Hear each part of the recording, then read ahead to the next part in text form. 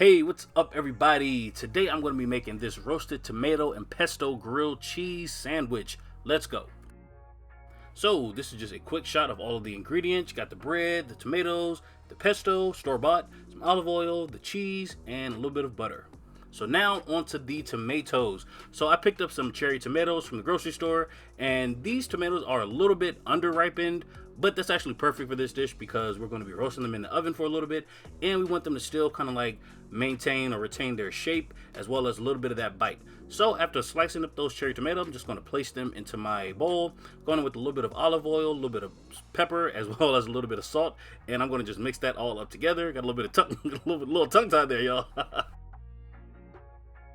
So next I just placed the tomatoes onto my baking dish and I placed them in the oven for about 10 minutes or so on 375 degrees. Now onto the cheese. I'm just shredding up a little bit of Monterey Jack cheese, and I like it because of the color as well as the cheesiness, or like the cheese pull factor that it really provides. So now I'm just going to go in with some store-bought pesto, but if you want to make it from scratch, you can definitely check out my pesto pasta video. It's linked above, and I'll show you how to make pesto from scratch. It was really good and it's pretty simple. But now onto this right here. I didn't really feel like making any pesto today. I just wasn't in the mood. It's supposed to be a quick little breakfast sandwich. So I'm just going to load a couple tablespoons of that pesto onto each slice of the bread. Kind of like work it on out to the outer edges of the bread. Don't really go too crazy with it because you're going to be toasting it on the stove for a little bit. And so it's going to kind of like melt a little bit or like soften up. And so don't want to make it too runny. Now it is time to go in with that cheese. So I went in with the cheese on the other slice of the bread, obviously.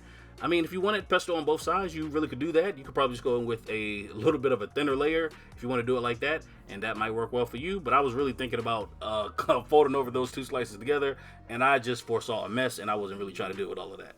Anyway, I'm now going to go in with the tomatoes, y'all. Took them out of the oven, and as you see, they still retain their shape. They have a little bit of bite left to them, and they kind of look sun-dried a little bit. But I mean, they're roasted. They're roasted. We'll call them roasted tomatoes.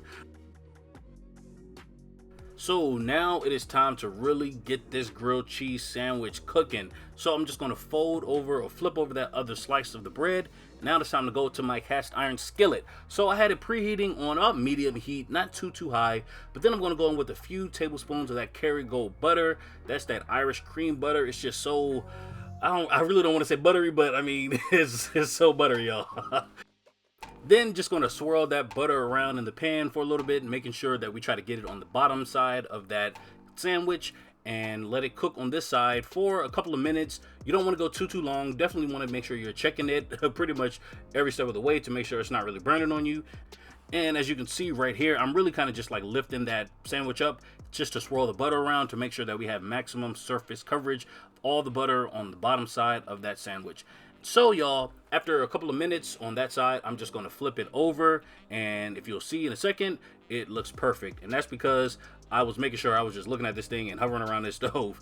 And also that butter is really, again, it's just really rich, and so that's why that grilled cheese sandwich just looks so toasted and so buttery and still like crispy. This butter is the perfect butter for grilled cheese sandwiches. Mark my words, definitely try it out. Try it out.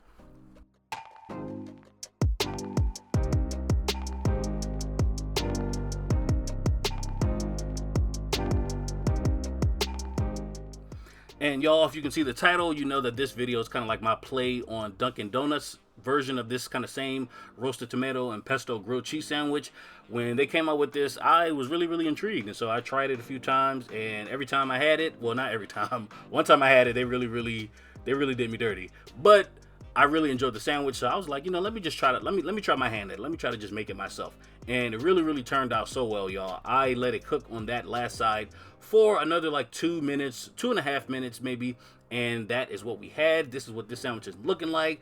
That Monterey Jack cheese really did its thing and really just gave us that nice cheese pull factor. And yeah, yo, this sandwich right here is perfect. You can make some of these ahead of time and just eat them on the go in the morning, or eat them when you get to the office. But y'all, I really hope you enjoyed the video. Let me know down below in those comments, and I will see y'all in the next video. Later.